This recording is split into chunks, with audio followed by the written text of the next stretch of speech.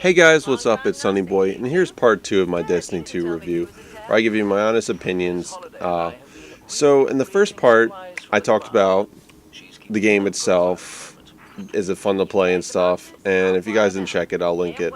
But to, I guess kind of summarize what the first one is. Talked about what do I think about the game, is it fun to play, what did Destiny 2 do that improved upon Destiny 1, the pros of the game was, better story.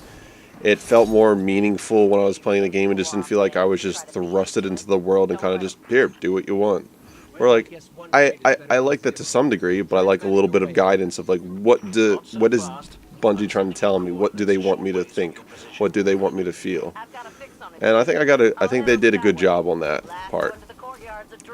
And then there's the cons where they have a good system. It's just, it could be improved. And I just don't want people to think I'm hating on it. It's like, it is a good system what they have. It's a good starting point, and they need to just build upon it and keep building upon it. And if they keep doing that, Destiny 2 could turn into one of the best / biggest games ever.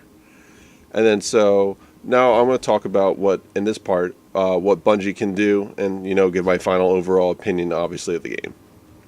So what can Bungie do to improve / fix the game currently? Currently, the game for casual players is perfect for them in a general sense. A lot of things are very easy to get. There's milestones every week that are set on their weekly reset every Tuesday. So you can get powerful gear drop for each one of your characters. There's like about 6 milestones a week that you can do. I think for each character. 5 to 6 roughly. I think if you have the raid unlocked, or if you have clans. Oh yeah, on top of clans, you can get more engrams on top of that, except you can only get it per your account. So let's say you have 3 characters and you do all of them. So let's just say 5 for the sake of continuity. On each character you can get for milestones. So that's 15 upgrades you can get, potentially. And then if your clan does all 4 things, you can get another 4. So you can get possibly 19 powerful engram drops. Or not powerful, I think like some of the clan ones don't drop. So I think it's like 1 or 2 aren't high, like Trials isn't, I think, but I still think you're getting 19 relatively decent drops every week if you have 3 characters and you do all that. So I mean that's you doing the raid and stuff. So you can't. Not everyone's going to do that. So let's cut a few out. So, let's just say 15. I think relatively most people can do a lot of the stuff like the Nightfall, can do the Crucible matches. It's only a few Crucible matches. Can do the clan XP, do the planet for the day, the weekly planet. So yeah, so there's a good token system. It just, they need to make better use of everything. So for casual players, the game's pretty good. They give you a lot of guns. There's a lot of things to do for casual players. And obviously the raid and the prestige raid is the end game. And that's where, for hardcore players, it's tasty, but it's not enough. Kind of thing. Like, you gave us a taste of the raid. Raid was cool. I like the concept of it. We're like these gladiators, and Callus is like this grand emperor. I mean, he's called Emperor Callus, but like, he's just standing there, and we're trying to, for lack of a better term, test our might. Mortal Kombat reference, but he's trying to see what, show me what you're made of. Rick and Morty kind of reference there, but basically he's trying to see, are we worthy of him? And it's cool because it's a different concept, where like in all the other raids, we were just going in killing everything. You just go in and you killed a boss. You didn't know really why, Vault of Glass. Why were we kind of here? Well, we killed the Time Lord, the Vex Time Lord. I guess we got to kill the Time Lord's boss, or whatever, the Vex Mind. So it was, and then like with Crota, you kind of understood he was trying to take over the world, but at the same time, like, you didn't really, that was okay. And then Taken King, that was a cool one. Oryx was coming back, trying to, like, because he killed his son. There was some story because of the previous raid.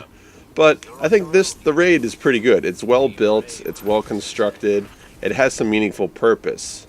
It kind of ties into the story, and if you read the raid weapons, it ties into it. So, what can they do with all this? They need to make the raid, I think, more rewarding. I mean, you get raid gear, which is cool and stuff, except there's this problem with some of the perks and stuff on the armor. I'm not a fan of the fact that raid guns and raid gear do not help you in the raid. That was a previous trend in Destiny 1, and I thought that was a good thing. Because, the first time you beat the raid, it's like so hard, you barely beat it. You and your friends and your team, your fire team are struggling. And then when you finally kill that boss, you're like, thank God! And you're like, give me that loot. And then, like, when you get, like, the same quality or same tier loot as gear that you got, maybe it's a slightly higher light level, but, like, let's say you're, like, 290, like, that's a decent jump going from 290, 295 to 300. And then, you do the armor mods and weapon mods to get the 305. That's nice and all, but, like, that's not enough of a power jump. Your light level doesn't jump you up in damage that much to where that extra bit is significant. So you can look like our awesome, guardian with all of your raid loot, but the gear doesn't impact. It's just purely cosmetic, which I think is a bit of a downfall and a bit of a wrong step. The guns are pretty decent. Some of the guns are pretty decent overall. They're all pretty good. There's none that sticks up, except I think Sins of the Past, I would say, is a top tier rocket launcher and a top tier weapon. The sword's pretty good. So, I mean, they got that going for them. Ghost Primus, the auto rifle's pretty good. So, the loot pool's pretty decent. Some of the guns, you can tell what their intentions are for.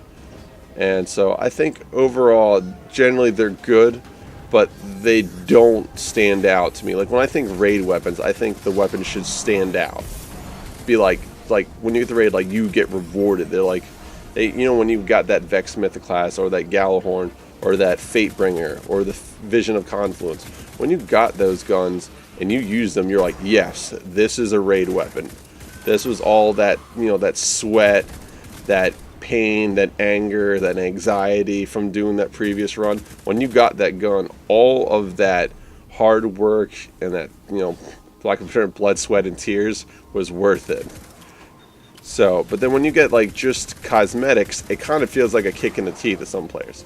And I understand why they did it. They didn't want casual players to feel left out. And I'm not trying to use casual as a bad term. I'm just talking casual as in someone who plays, like less than a few hours a day. Or, a few hours a week overall. Like, like less than 2 hours a day possibly. Or like less than 8 a week entirely. Like, I could easily play this game for like 6-7 hours a day. And I get most of my challenges done. So their philosophy is they didn't want to like do the idea of no man is left behind. Everyone's kind of a winner. Which works to an extent. But you can only do it so far. Where if, you make everyone a winner, then nobody's technically a winner. No one's the best.